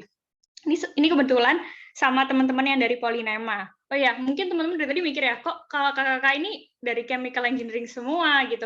Enggak, kok sebenarnya kita ini ada banyak juga teman-teman Polynema yang ada dari jurusan Telekom, jurusan Teknik Mesin, yang melanjutkan double degree di sini. Dan selain itu juga yang teman-teman bareng-bareng ini lulus juga ada yang melanjutkan di sekolah lain, nggak cuma ada di Shantung Univ aja. Jadi kayak sebenarnya kalau misalnya kalian mau di mana aja itu bisa, dan kalian dari jurusan mana aja itu ada, meskipun dari jurusan tata niaga itu ada juga, kayak ada Shantung University of Finance and Business, kayak semuanya ada. Jadi tergantung kalian semangat aja untuk mencari tahu infonya. Nah, di sini ini yang foto di sini tuh foto bareng sama teman-teman di kelas, di satu kelas chemical engineering dulu. Ini ada foto sama teman-teman belajar Chinese. Jadi karena kita datangnya dulu bareng waktu double degree program, jadi kayak kita akhirnya dibikin kelas Chinese sendiri gitu. Biasanya tuh kita harusnya kalau kelas Chinese tuh sama teman-teman kelas, cuman karena teman-teman kelas udah dapat, jadi kita disendiriin. Nah, ini untuk foto-foto waktu magang yang tadi internship itu, jadi kayak kita jadi kayak studi ekskursi gitu. Nah, dilanjut lagi untuk offline dan online class. Oke, karena pandemi ini kita kan jadinya terbagi sama offline class sama online class. Nah, kebanyakan sih teman-teman yang kemarin kembali ke Indonesia itu jadinya ikut online class kan. Nah, tapi di sini karena di sini kondisinya udah membaik, jadi offline class di sini udah mulai banyak lagi, udah biasa lagi di sini.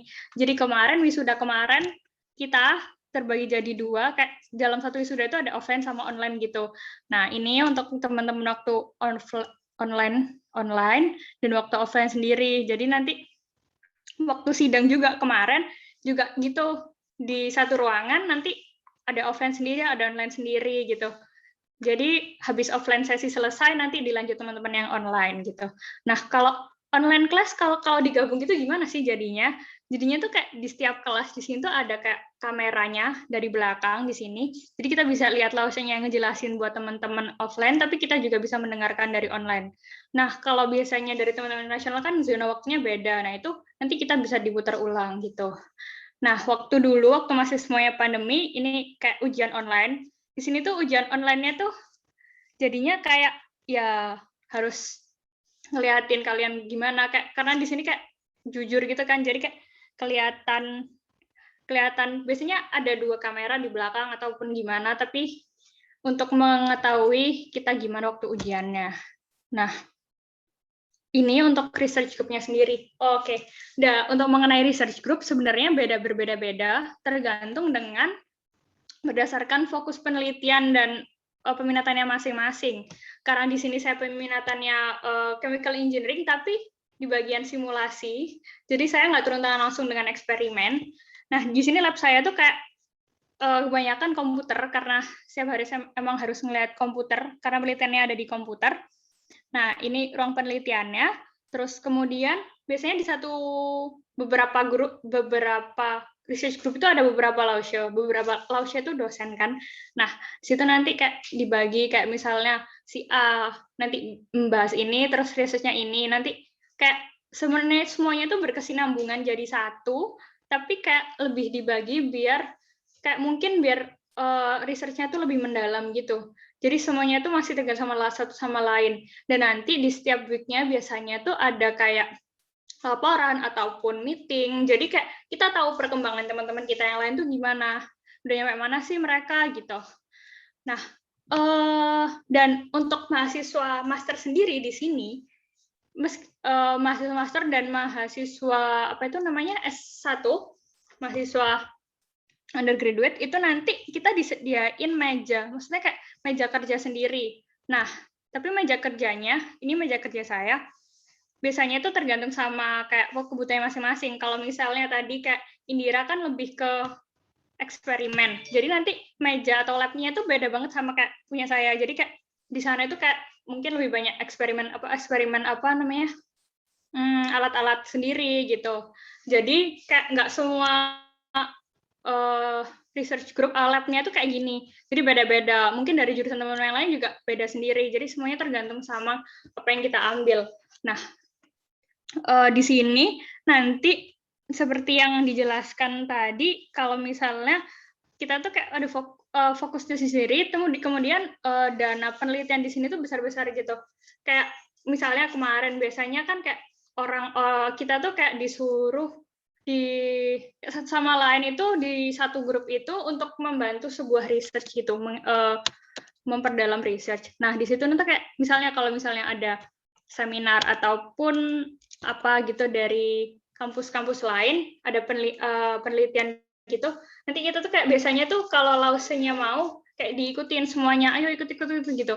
Jadi kayak kita tuh kayak nggak cuman research aja, tapi kayak keluar kayak mungkin diikutin apa gitu. Dan output utamanya biasanya sih untuk membuat publish paper di mana itu skalanya yang internasional. Jadi kayak kita harus semangat banget karena di sini kayak gitu persaingannya itu kayak lebih ketat. Jadi kayak semangat teman-teman yang lain tuh kayak ya udah semangat gitu. Oke, nanti dilanjut lagi ke as a Muslim. Oke. Kan di sini kebanyakan teman-teman orang-orang China tuh nggak beragama gitu ya. Jadi teman di sini tuh ada, kan pasti bingung, gimana sih cara Muslim survive di sini? Di sini tuh nggak semuanya kok nggak beragama, ada banyak sebenarnya yang beragama, cuman kayak nggak terlalu kelihatan. Nah, di sini kayak ada untuk sebagai Muslim sendiri, biasanya tuh di beberapa tempat itu ada tempat-tempat halal.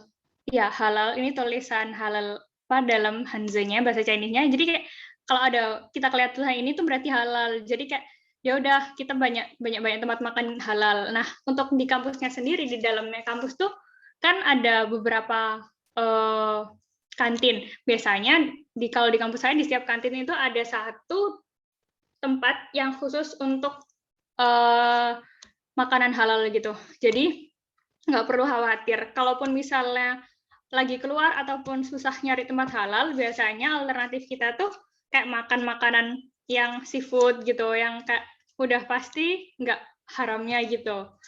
Nah, ini juga ada masjid, sama ada ketemu sama teman-teman yang lain di Timur Tengah, kayak kebanyakan mereka kan mayoritas Muslim juga, jadi kayak kenal banget, kayak kalau di jalan disapa gitu kayak rasanya tuh kayak senang gitu, kayak ketemu sama teman-teman yang lain.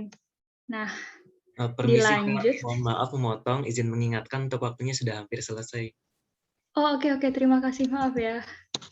Oke, dilanjut untuk transportasi umum. Ini ada beberapa transportasi, ada kayak subway, motor listrik, kendaraan, dan MRT. Ini hampir sama sih.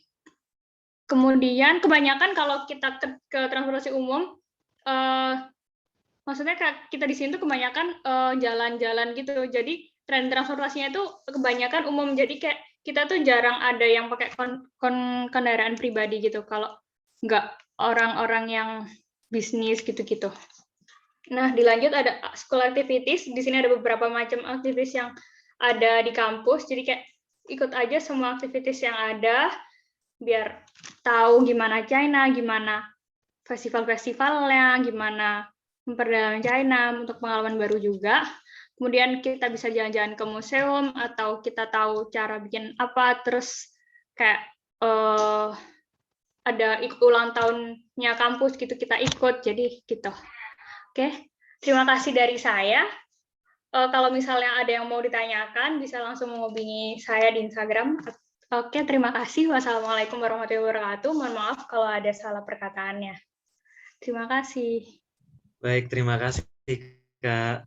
Baik, karena pemateri kita sudah menyampaikan semua materinya, jadi kita langsung saja memasuki sesi tanya-jawab. Jadi untuk teman-teman yang ingin bertanya bisa menggunakan fitur raise hand ataupun langsung bertanya di kolom chat. Kalau gitu, sesi tanya-jawab saya buka sekarang.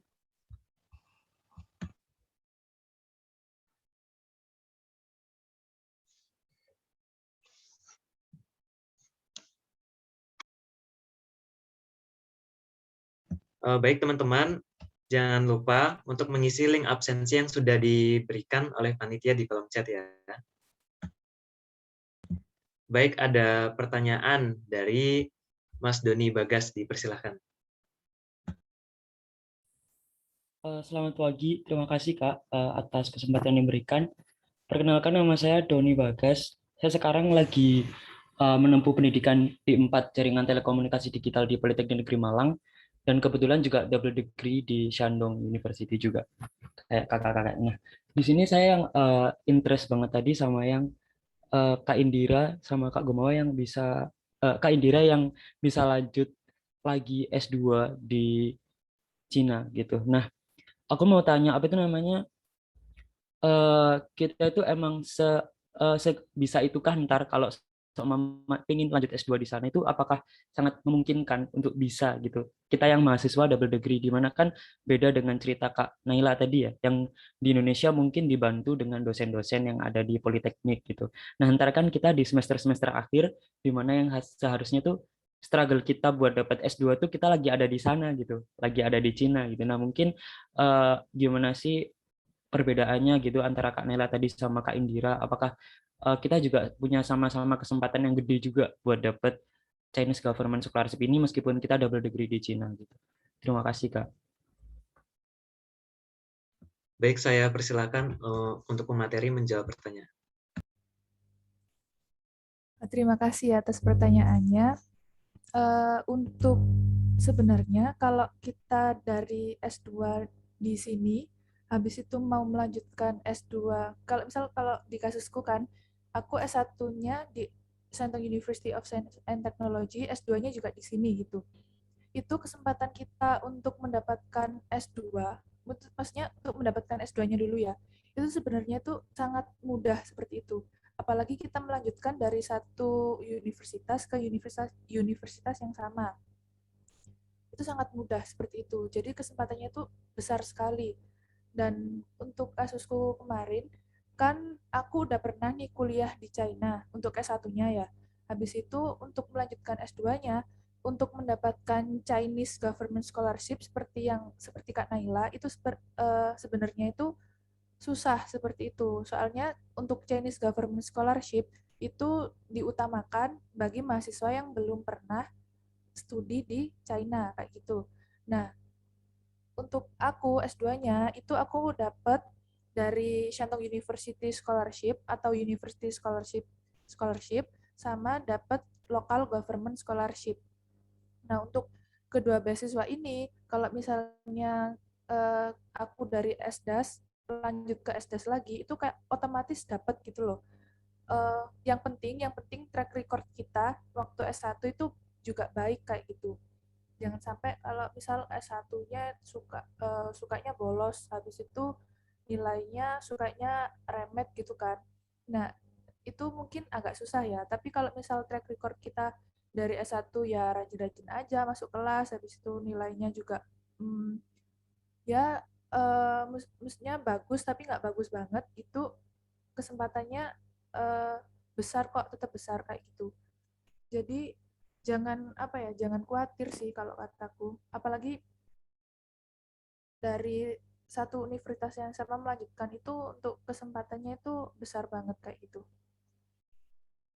Jadi beasiswa di China itu nggak cuma CGS aja ya, nggak cuma yang kayak Kak Naila, tapi ada juga yang kayak aku, University Scholarship ataupun Local Government Scholarship. Nah, Local Government Scholarship itu nanti juga banyak, ada yang dari beasiswa provinsi, ada juga yang dari kota Qingdao kayak gitu. Atau ada juga yang dari lab kayak gitu. Jadi jangan khawatir sih, soalnya di sini jenis beasiswanya banyak banget.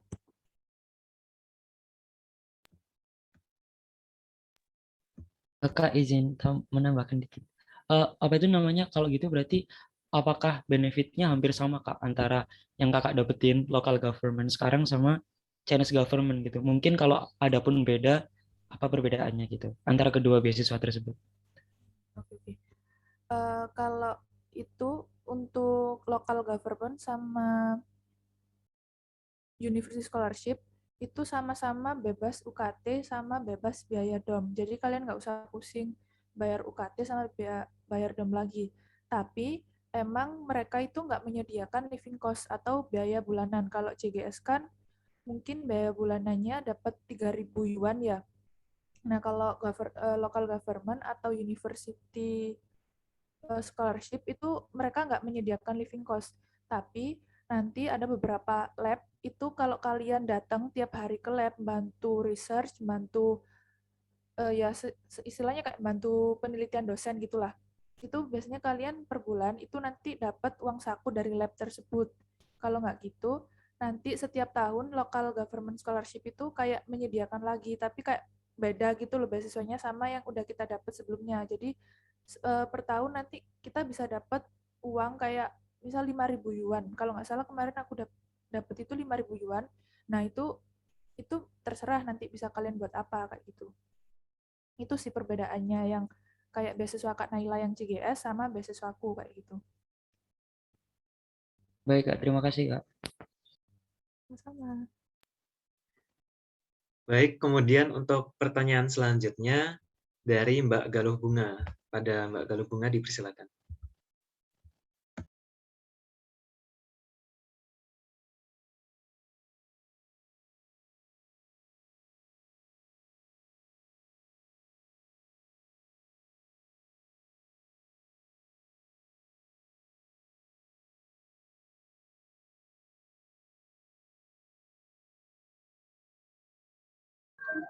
Baik, apakah suara saya sudah terdengar? Sudah.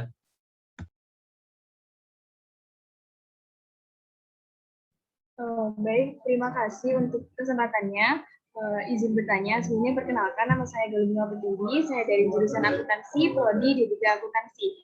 Di sini saya ingin bertanya kepada Bapak sekalian, kakak-kakak sekalian, menurut pengalaman dari kakak-kakak ini, apakah nantinya kita jika ingin daftar di beasiswa ini, apakah harus menguasai bahasa Cina ya? Karena di sini kan untuk tempatnya itu kan di Cina. Nah, apakah harus menguasai atau punya basic dari bahasa Cina gitu?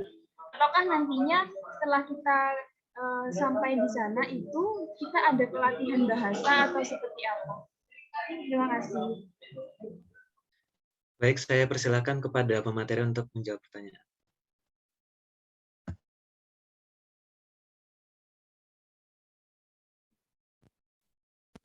Terima kasih atas pertanyaannya, saya izin menjawab ya.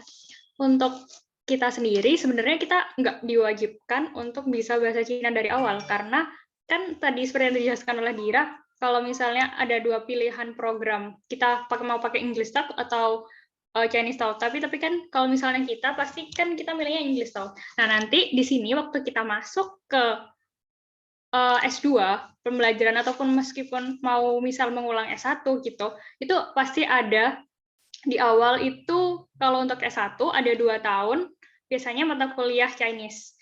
Dan untuk S2 ada 1 tahun perkuliahan, di mana di situ itu kayak lebih diperdalam tentang Chinese, dan ada juga kayak untuk gimana sih Cina itu, kayak kita jadi tahu tentang apa itu namanya budayanya ataupun kebiasaannya gitu-gitu. Jadi nggak usah khawatir kalau misalnya kesini nanti pasti ada kok, dan pasti diajarin sama teman-teman, sama guru-guru teman-teman yang lainnya juga.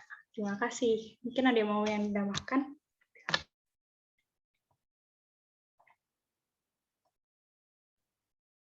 Sama aku mau nambahin dikit kali ya. Sebelum kalian memutuskan untuk berangkat ke China itu better kayak kalian tuh prepare diri kalian sendiri dulu gitu loh, seenggaknya buat nanya kayak misal kalau mau ke toilet di mana gitu, apa ya Chinanya, soalnya di sini tuh kadang kayak warga lokalnya itu kayak ya udah ngomongnya itu ya udah Chinese aja kayak gitu. Kalau di aku kan kampusnya agak di pinggir kota gitu ya. Nah, itu warga lokalnya itu kebanyakan kayak ya udah ngomongnya tuh ya udah Chinese aja, nggak banyak gitu loh yang ngerti bahasa Inggris, apalagi orang China itu kalau diajak ngomong bahasa Inggris itu malu-malu kayak gitu. Jadi kitanya sih harus menyesuaikan kayak gitu. Jadi better kalian prepare sebelum berangkat juga kayak gitu. Izin menambahkan, kalau saya sendiri karena saya belum pernah ke Cina, saya banyak bertanya ke Windu dan Indira. Jadi 1 tahun awal saya ada kuliah, major saya ada kuliah online bahasa Mandarin juga. Dan sebenarnya pandemi ini bagi saya ada positifnya dan negatifnya. Positifnya saya bisa belajar bahasa Cina di sini dulu, jadi saya bisa tahu nih minimal daily activity-nya itu ngomongnya gimana sebelum saya berangkat ke sana, saya mempersiapkannya dulu. Seperti itu.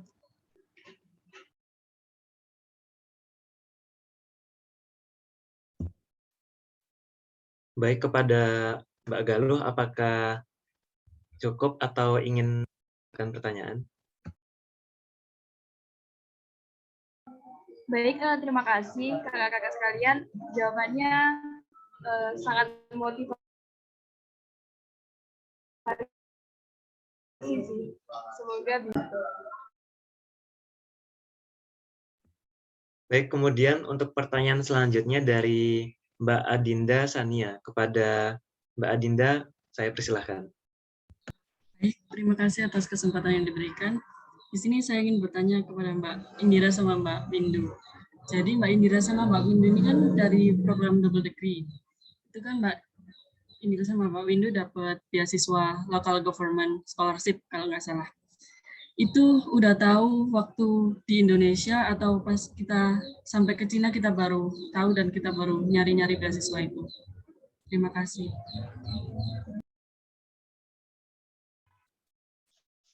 Terima kasih atas pertanyaannya. Saya izin menjawab ya. Dari sebenarnya kalau dari saya pribadi, jujur saya nggak tahu kalau tentang semua beasiswa yang ada di Cina sebelumnya. Jadi waktu di sini, waktu tingkat akhir itu, ya tingkat akhir itu kayak kita mulai mencari tahu kayak gimana sih nanti mau progres selanjutnya, mau kerja, mau balik atau mau lanjut S2 gitu kan. Jadi waktu mau kayaknya aku pengen deh lanjut S2. Jadi mulai cari-cari beasiswa. Terus sebenarnya kemarin itu kita tuh awalnya mencoba untuk mendaftar di beasiswa yang sama dengan Kak Naila, jadi CGS dulu. Jadi kita daftar semuanya apply CGS. Nah, tapi ternyata di situ kayak kita baru tahu kalau oh ternyata kita nggak bisa nih, kesempatan kita lebih dikit karena kita udah kuliah di sini. Dan kemudian kita juga dari double degree program, di mana di situ kayak ada beberapa syarat yang kayak orang dari mahasiswa double degree itu kayak nggak boleh untuk melanjutin di sini karena mungkin untuk memberi kesempatan teman-teman yang lain juga gitu kan. Jadinya dari pihak kampusnya karena kita udah apply, di pihak kampus tuh kayak pasti mereka tuh kayak menyaranin kayak ini nih ada beasiswa ini, kamu mau nggak? Tapi bedanya di sini kalian nggak dapat tadi nggak dapat apa itu namanya stipend bulanan, ataupun tapi nanti kayak bisa kok ada stipend yang lain yang misal mengcover mungkin dari profesor ataupun labnya sendiri, ataupun mungkin dari nanti pasti ada di tengah jalan tuh kayak pasti ada dibuka ada beasiswa apa gitu. Jadi kayak kita ngikutin alurnya dulu, kayak ikutin oh iya ya ternyata bisa, terus kayak ya udah kita mulai mencoba ikut beasiswa itu dan alhamdulillahnya kita dapet gitu. Mungkin ada Indira yang mau ditambahin? Terima kasih. Sama ya kayak Windu, kalau untuk local government atau jenisnya gitu baru tahu waktu di sini. Dan di sini tuh alhamdulillahnya apa ya, Lausche, maksudnya dosen di sini itu apalagi maksudnya di universitas saya itu sangat sangat baik gitu loh, dan mereka itu beliau tersebut itu kalau ke international student itu baik banget, kayak bantu, oh maaf ya kamu nggak bisa daftar ini, aku saranin beasiswa ini, jadi nggak perlu takut gitu loh. Kalau kalau ke sini tuh kan kayak persepsi awalnya orang Chinese, maksudnya orang di Tiongkok ini tuh kayak mungkin individual, habis itu cuek, habis itu kayak nggak peduli gitu kan. Tapi ternyata tuh nggak, mereka tuh malah baik-baik gitu. Apalagi kalau kita tanya, kita butuh bantuan, itu pasti dibantu kayak mulai awal kayak gitu. Jadi salah satu keputusan untuk mau ambil local government dan melanjutkan lagi S2 di sini itu salah satunya seperti itu. Kayak gitu. Jadi untuk akses informasi ataupun apa aja itu kayak gampang di sini dan kayak dibantu, dan kita sangat terbantu sekali kayak gitu.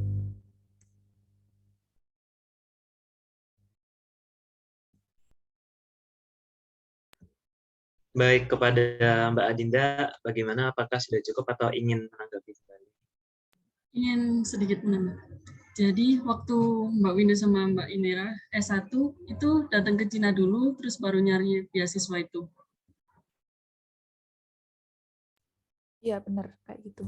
Jadi kita nyarinya waktu kita tingkat akhir semester 8. Bulan-bulan sebenarnya bulan-bulan Desember tuh udah bisa ya cari tahu beasiswa apa aja yang mau dibuka kayak gitu.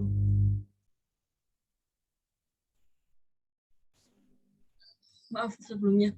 Enggak, Mbak, maksud saya waktu dari Malang itu waktu S1 kan Mbak Indra juga dapat beasiswa double degree itu yang 2 tahun. Itu dicariin kampus atau kita cari sendiri ya, Mbak? Waktu Oh, S1. yang double degree-nya? Iya. Oh, kalau double degree-nya itu kebetulan ya waktu itu liburan semester 5 itu kan waktunya kita mau naik ke tingkat 3. Nah, itu kebetulan dari Polinema sendiri itu membuka program double degree angkatan pertama. Jadi tahunnya juga waktu itu pas kita di tengah-tengah kuliah kayak gitu. Jadi nggak awal maba. Kalau sekarang kan dari awal maba udah ada ya programnya. Kalian bisa daftar langsung ke program double degree gitu kan. Nah, kalau waktu dari angkatan saya, karena saya angkatan pertama, itu tahunnya waktu di tengah-tengah kuliah kayak gitu. Jadi nggak dari awal masuk Polinema langsung tahu ada program double degree kayak gitu.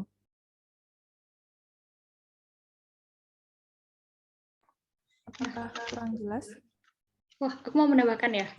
Kalau misalnya untuk program yang sekarang, kan sebenarnya kita juga nggak tahu sih double degree yang sekarang itu gimana. Nah, kalau misalnya beasiswa yang didapat itu kurang atau dirasa kayak kurang nih, aku pengen lebih banyak lagi, mungkin nanti kita, maksudnya teman-teman sekalian mau bisa kok di-approach lagi untuk ketanya ke Laushi-nya. Kayak biasanya tuh kayak ada beasiswa yang kayak biasanya teman-teman tuh kayak nge-apply setiap tahunnya gitu. Jadi mungkin bisa ditanyain ada beasiswa apa aja yang tersedia nih Laushi, kayak apa yang kita bisa kesempatan untuk bisa dapat beasiswa tersebut gitu. Jadi kayak nggak perlu malu untuk bertanya, kayak semua itu pasti ada jalannya kok. Mungkin ada nanti beda yang kita dapat sama yang kalian dapat tuh beda, tapi pasti nanti ada kok jalannya. Dicoba aja untuk tanya-tanya, nggak usah malu gitu. Terima kasih.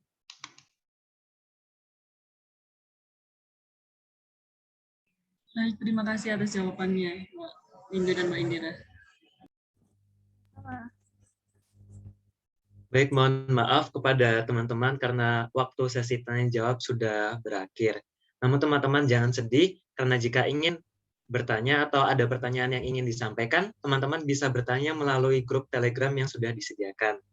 Baik, mungkin sebelum penutupan acara, mungkin kepada Kak Indira, Kak Naila, ataupun Kak Gumawa untuk menyampaikan kesan dan pesannya kepada teman-teman semua yang ada di sini.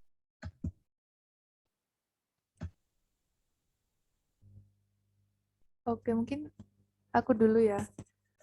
Pertama aku mau terima kasih dulu sih ke teman-teman BEM Polinema karena sudah menyediakan wadah nih buat kita buat kayak scholarship talk kayak gini, karena jujur ya waktu aku dulu di Polinema itu kayak acara kayak gini tuh benar-benar apa ya, jarang, malah kayaknya nggak ada deh kayak untuk dari Politeknik mau lanjut ke S2 kayak gitu. Jadi aku benar-benar terima kasih sih sama teman-teman BEM Polinema karena sudah mau meluangkan waktu untuk menyediakan forum buat kita kayak sharing-sharing kayak gini. Lalu pesennya buat teman-teman sekalian yang sekarang masih di Indonesia, mungkin masih kuliah online ya, mungkin tetap semangat sama sabar aja karena ya keadaannya kayak gini ya, mau gimana lagi.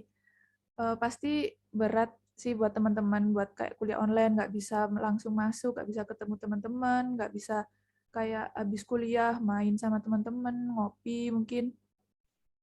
Itu tetap sabar aja karena mungkin nggak cuma kalian ya yang kayak gini, tapi kayaknya di seluruh dunia mungkin kayak juga kayak gini, jadi kalian nggak sendirian kayak gitu. Terima kasih.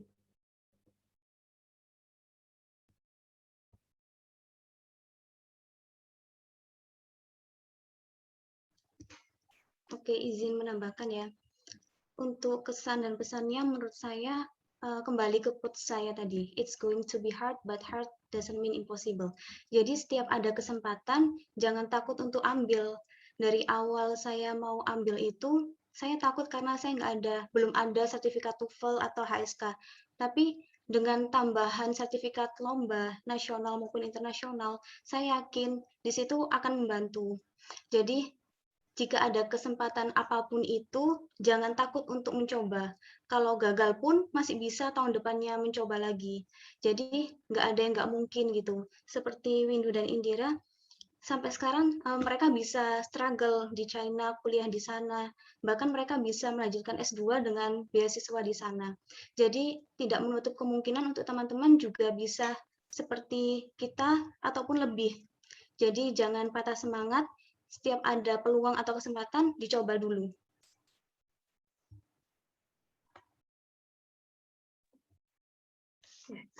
Untuk dari saya, sebenarnya saya juga mau mengucapkan terima kasih untuk teman-teman PIT Shantong dan BEM Polynema khususnya, karena udah meluangkan platform waktunya untuk memberikan kita wadah untuk berdiskusi. Dan untuk teman-teman semuanya, benar semua yang dikatakan Kanaila dan Indira, kayak iya, kita harus tetap semangat meskipun kondisi kayak gini. Jadi kayak pesannya buat saya, pesan buat teman-teman sekalian dari saya tuh kayak gini, mimpi tuh harus tetap diraih. Jadi kayak hidup itu juga harus tetap berjalan dan apapun itu yang sekarang lagi dijalan tuh harus diterima. Jadi kayak semangat aja buat semuanya.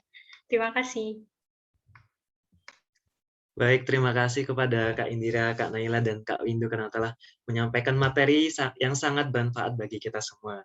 Baik, karena telah berada di penghujung acara, saya sebagai moderator mohon maaf apabila terdapat salah kata. Kemudian untuk selanjutnya saya serahkan kembali kepada MC.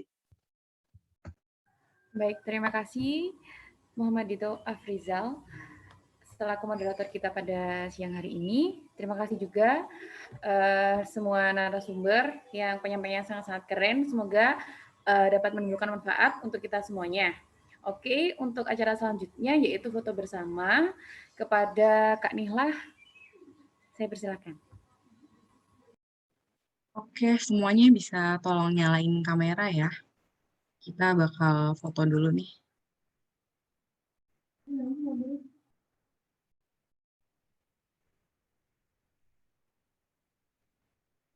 Yang belum nyalain bisa dinyalain ya.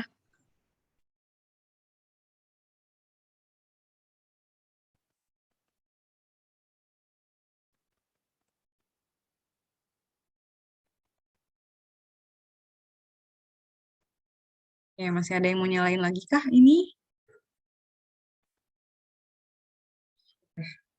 Langsung aku foto aja. Oke, masih ada. Slide pertama dulu ya. 1, 2, 3. Bentar. Slide kedua. 1, 2, 3.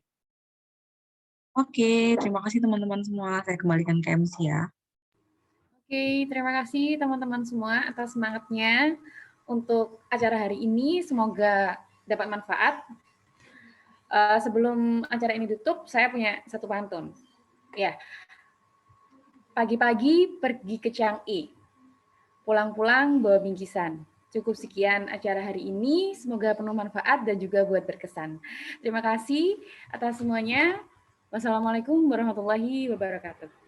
Sampai jumpa. Waalaikumsalam.